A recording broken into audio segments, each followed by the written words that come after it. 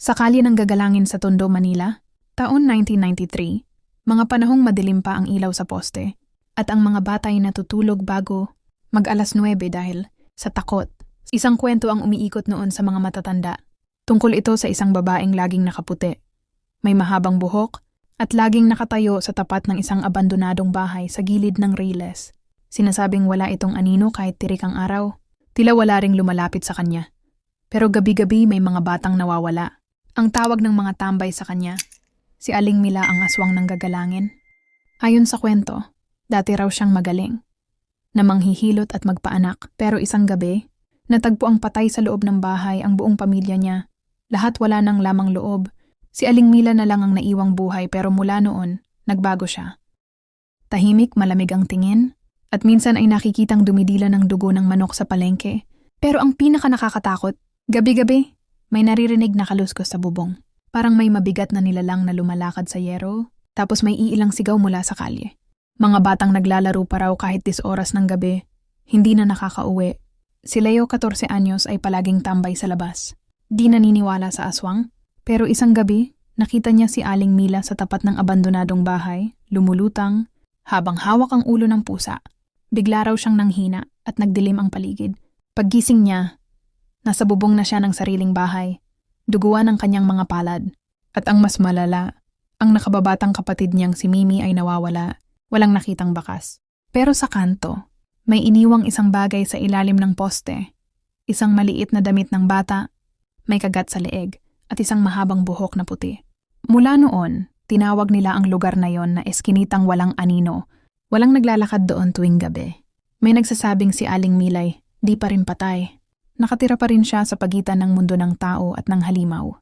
At gabi-gabi, naghahanap ng bata para kainin o gawing tulad niya. Kaya kung mapapadpad ka sa Tondo, lalo na sa gagalangin, at may makita kang babaeng nakaputi na walang anino, tumakbo ka, huwag kang lilingon. Dahil baka ikaw na ang susunod. Pagkalipas ng 1 linggo matapos mawala si Mimi, halos mabaliw si Leo. Hindi siya pinaniniwalaan ng mga bulis, akala nila siya ang may gawa. Pero may isa lang siyang pinanghahawakan, ang mga tunog. Sa bubong tuwing hating gabi, kalampag, kaluskos, bulong. Parang may mga kuko na kumakayod sa yero, kasabay ng mahihinang iyak ng bata. Sa tulong ng matandang albularyo sa looban, pinayuhan siyang bumalik sa bahay ni Aling Mila. Dalhin daw niya ang mga lumang gamit ni Mimi, damit, laruan, buhok, at sunugin sa tapat ng abandonadong bahay para ipatawag ang espiritu ng nawawalang bata. Gabi ng Biyernes, naglakas loob si Leo. Mag-isa siyang nagtungo sa eskinitang walang anino. May hawak siyang posporo at mga laruan ni Mimi. Sa pagsindi niya ng apoy, may biglang bumagsak mula sa bubong. Isang patay na manok, walang ulo. Hindi mo siya mababawi. Boses ng babae, malamig, galing sa likod niya. Paglingon ni Leo, nandoon si Aling Mila. Pero hindi na siya tao. Kulubot ang balat.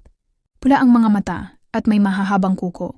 Tila aswang na nilapastangan ang anyo ng tao. Anong ginawa mo sa kapatid ko? Sigaw ni Leo, ngunit ang sagot ng halimaw ay tawa. Isang halakhak na tila pinaghalo ang tawa ng babae at alulong ng hayop. Biglang bumuka ang sahig ng bahay, lumitaw. Ang madilim na butas kung saan may mga mata ng mga batang tila, nakakulong sa ilalim ng lupa. Gusto mo siyang makuha? Palitan mo. Ikaw ang maging alay. At bago pa siya makatakbo, lumundag si Aling Mila. Naglaho silang dalawa sa dilim. Kinabukasan may nakita sa kalye. Isang batang babae na tila wala sa sarili. Hubad ang paa, duguan ang damit, si Mimi. Pero si Leo hindi na muling nakita. At tuwing hating gabi, sa bubong ng bahay nila, may naririnig pa ring kaluskos. At minsan, tinig ni Leo sumisigaw sa dilim. Tulungan niyo ako. Mula nang mamatay si Aling Mila, unti-unting nag-iba ang kilos ni Mimi. Tahimik siya, laging nakatingin sa kawalan. Hindi na rin siya lumalabas sa araw. Sa tuwing tinatanong siya ng kapitbahay, ngingiti lang siya. Pero may kakaiba sa kanyang ngiti. Wala nang init, wala nang buhay. Isang gabi muling dumaan ang matandang pulubi. Sa halip na limusan, tinawag siya ni Mimi sa loob ng bahay. Halika, gabi ng paglipat ngayon, Anya. Sa lumang bodega sa likod ng bahay, nagsindi siya ng itim na kandila. Binuksan ang lumang baul ni Mila at mula roon, inilabas ang isang balot na may lamang tuyong balat, kuko at buto. Ang dugo, ang lihim. Ako na ngayon ang tagapagdala. Sa paligid nagsimulang gumapang ang anino kahit walang liwanag. Sa isang iglap, parang bumigat ang hangin. Ang katawan ni Mimi ay tila sinapian. Tumirik ang mata, nanigas ang katawan, at ang kanyang anino. Unti-unting bumalik. Pero ang aninong iyon, hindi na kanya. Isa yung hugis ng matandang babae, nakayuko. May mga pakpak na parang paniki. Simula nang isagawa ni Mimi ang ritual, napansin ng mga taga-Tondo ang panibagong takot na gumagapang tuwing gabi. May mga pusang nawawala, may mga batang umiiyak sa panaginip, at may mga aninong hindi tugma sa katawan ng mga naglalakad. Isang gabi may lalaking umuwing lasing. Dumaan siya sa mismong eskinita kung saan nakatira si Mimi. Tahimik ang paligid. Sa gilid may babae, nakatalikod, tila may hinihintay. Tinawag niya ito, "Miss, okay ka lang?" Paglapit niya, biglang lumingon ang babae. Si Mimi. Pero ang mata niya ay hindi mata ng tao. Itim, walang puti, tila humihigop ng ilaw. Bago pa man siya makatakbo, lumabas ang aninong matagal nang wala sa ilalim ng poste. Ngunit ngayon, dalawa na ito.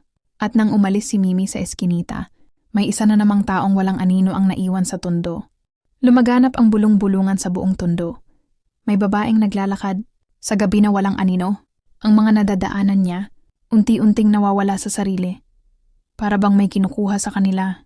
Isang gabi, dumating si Elias, ang pamangkin ni Mila mula probinsya. Isa siyang seminaristang tumigil, pansamantala sa Maynila para alamin ang sinapit ng kanyang tiyahin. Hindi siya basta namatay. Bulong ng isang matandang kapitbahay. May iniwang sumpa si Mila at baka hindi mo kayanin.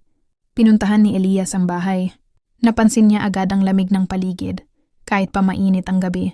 Sa sala nakaupo si Mimi. Ngumiti ito, ngunit malamig ang mga mata. "Ako na ngayon ang anino," sabi niya. "At ikaw?" "Ikaw ang susunod na ililigtas o isasama." Dumilim ang paligid. Ang mga kandila sa altar ay biglang namatay. Mula sa sahig umusok ang anino ni Mila.